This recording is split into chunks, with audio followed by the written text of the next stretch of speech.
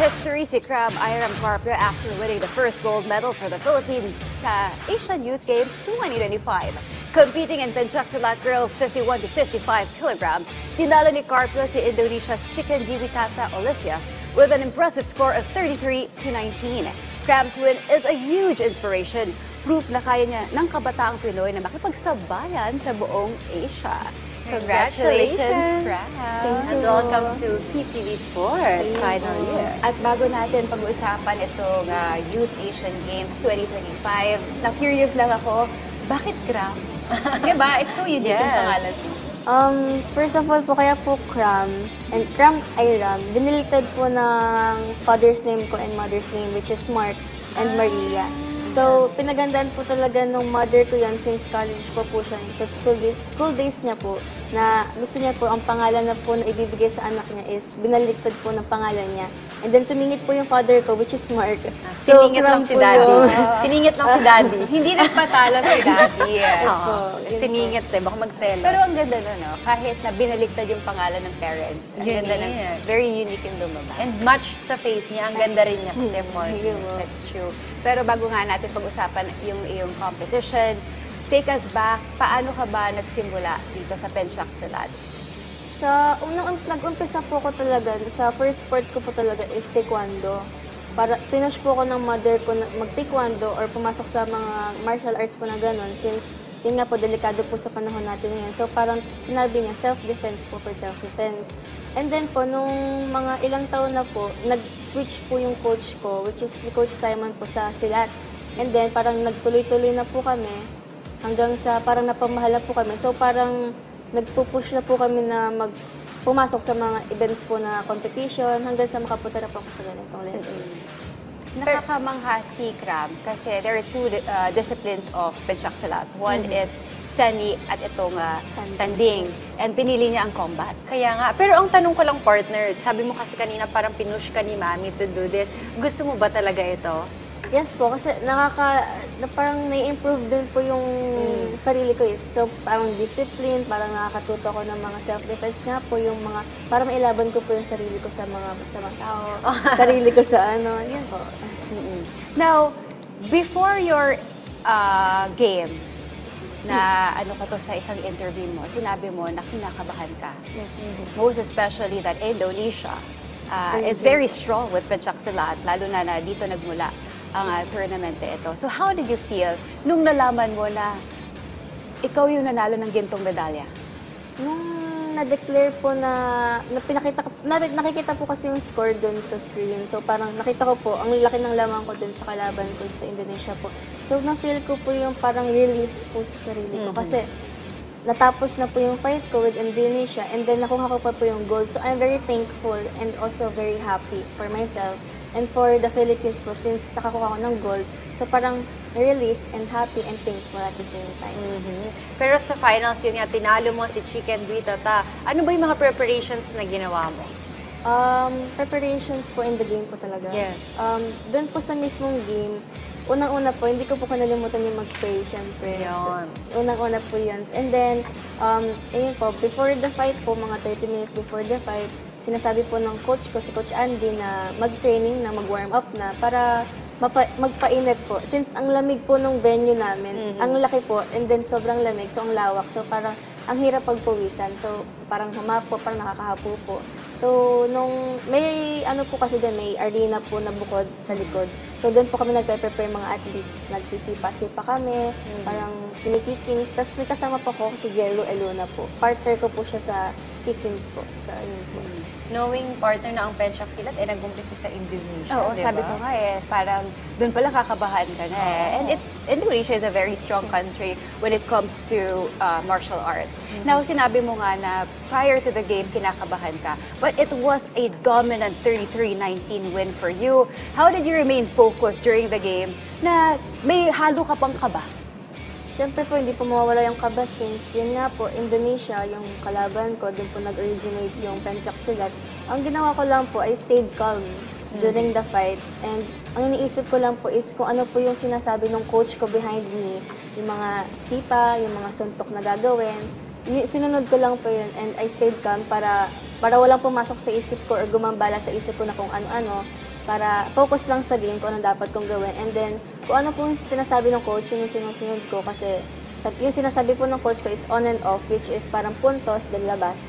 And yun yung ginagawa ko sa nakakapuntos po ako nung nag-ano. Nung nakita mo yung scoreboard that lumalayo ka na, at that point ba you felt confident na, mukhang akin ito? May moment po na gano'n, pero hindi po ako hinayaan yung ano. Kasi syempre, pwede pa pong mabawi eh. So, hindi po ako nag-let go na, ay, akin na to. Hindi po. Pencaksilat is one of the sport that I covered before. Of course, dyan yung ating president na si Princess Kiram. Ano yung thoughts niya or yung reaction niya nung nakita natin na nung nalaman natin na ginto ang Pilipinas? Super happy po si Ma'am Kiram sa akin. And then, nung nakaalis na po ako ng arena, dumiretso po ako sa kanya.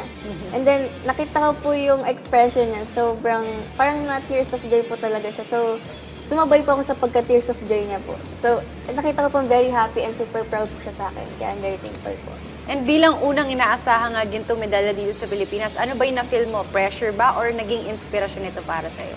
Parang naging inspiration po siya sa akin since yun nga po, first gold and first medal for the Philippines. So I'm very happy and parang na-inspired pa ako na to do my best in the next game po. Now, besides Indonesia, ang lalakas ng mga kalaban mo, nandiyan Iran. Yes po. Diba? So, para sa'yo, sa buong competition, ano yung pinaka-mabigat mong nakalaban? In all of my competitions? Or Dito this sa AYD? Asian Youth? For me po, ang naging ano po is yung Indonesia po talaga. Since parang noong una po kasi na first round po and second round, siya po talaga yung lamang sa point. So parang kinakabahan ako na parang, makukuha ko ba ito, maano ko ba yung point score or matataasan ko pa ba yung point score. So parang Indonesia po talaga yung pinakamaan sa akin since iba po talaga yung technique nila. So parang na-challenge po ako.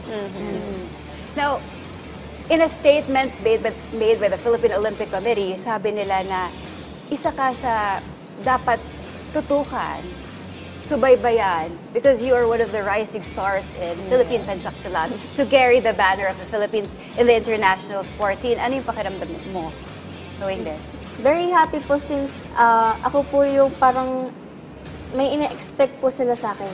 Parang andun po yung expectation nila sa akin na to do my best and then dun nga po sa mga upcoming competitions ko po to do my best to get the gold or to win any medals po. So parang I'm very happy po kasi nakikilala nila ako and at the same time yung sports ko po.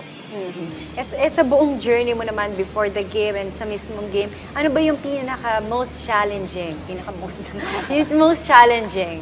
Na naging ano po. Oo. Yung physically po, yung sa pag-maintain ko po ng weight. Parang nabanggit po doon sa POC sa video po na yung I love sweets po.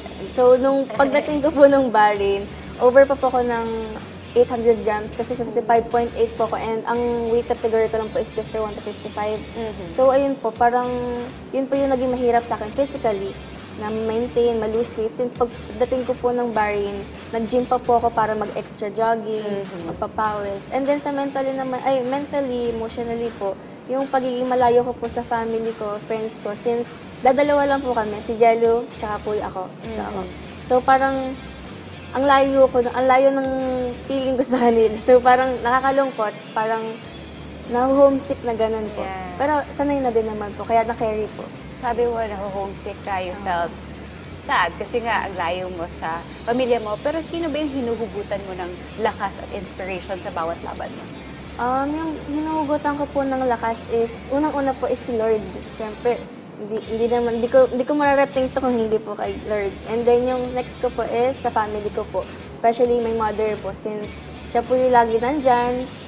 Every fight ko po, kahit online lang, kahit video call lang, nandiyan po siya lagi to support me, to give me advice, and then yung mga dapat, yung power, speed, technique, and then pinagpe-pray niya din po ako. So, mother ko po talaga yung nag-push.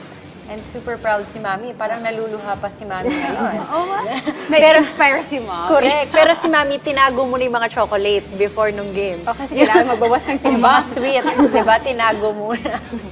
Pero yun, congratulations. Yeah, nabanggit mo rin dati, prior to this interview, na one of your dream is to really carry the Philippine flag. Ano ba para sa'yo yung pag-represent ng ating bansa? Para sa akin po, ang pagpe-present ng, yung parang i-represent ko Pilipinas, parang ang laking bagay po kasi sa akin. Kasi, kumbaga parang lahat ng mga atleta, dream po to, makapunta po sa Philippines, makakapag-represent ng Philippines sa ibang bansa, through sports or anything, basta makapag-represent po ng Philippines. So parang sa akin po, napakalaking bagay sa akin. Parang dapat gawin ko talaga yung best ko. Ganun po yun. At ang galing partner, pero na-curious ako dun sa kanyang medal. Oo nga eh. Pakita Tignan nga ba natin? Ang Napakalaki. ganda. At may pearl pa sa gitna. Yes po. Ayan. Sige, pakita Pakita mo na lang sa natin, yes. camera. Ayan. Ang ganda kasi merong pearl yan sa gitna. Saka ang bigat, partner. Mabigat po. Actually. Ayan, naintindihan ko to partner. Sabi niya, gold medal champion. Nakasulat. Oo, naintindihan mo. Nakalagay eh. Oo, pero in Indonesian. Correct. Correct. Alam mo yung nasa gitna kung ano yun? Ano yan? Good luck. Oh, yun. Baka mabaka. Joke lang. Pero ang ganda, ang galing. Ang bigat din Yes ha. Anong po. feeling nung una mong nakita yan at sinuot yan sa'yo? Ayun po, nabigatan din po ako nung unang diba? Nabigatan. Talagang parang totoong goal. Ang bigat na to. Opo. Akala ko po nung una magaan lang siya. Like, parang yung normal na weight ng medal.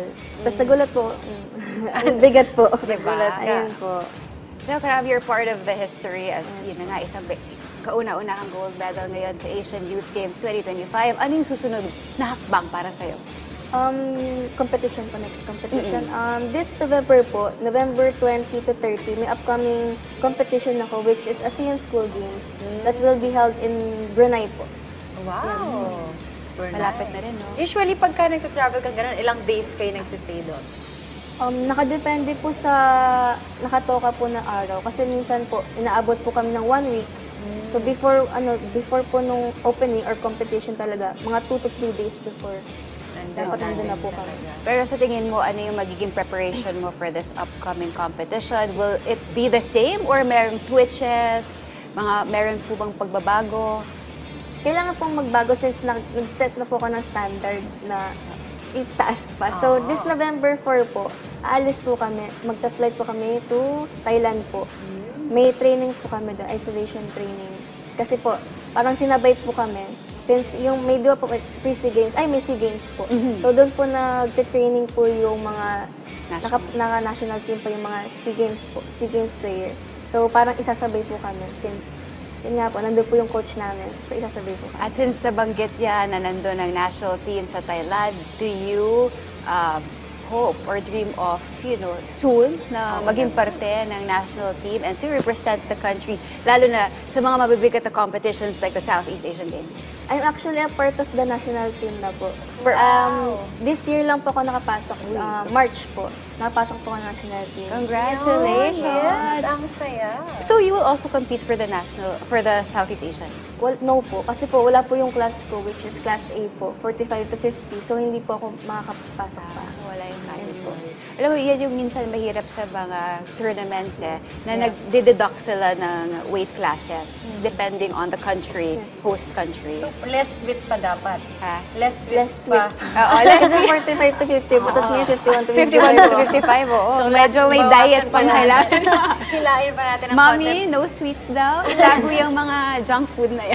Pero we're sure na talaga nga mapapanood ka namin soon sa SEA Games naman, di ba? God's name po. At this point, meron ka bang gustong batiin, i-shout out, at pasalamatan? This is your time. To thank po yung mga supporters ko po, very thankful po ako. Thankful po kay Lord, especially. And then po sa Philsilat family, Grey Wolves family. Sa Philsilat family po, especially po kay Ma'am Kiram and then kay Sir Inier po. And then sa POC, PSC na laging nakasuporta po sa aming mga atleta. And then also to my family and friends po. Hi! Hello, friends! Hi, friends! Hi, friends! Friends nyo na rin kami. Thank you so much, Cram, and congratulations. Thank you, It and was so nice to congratulations. have you here.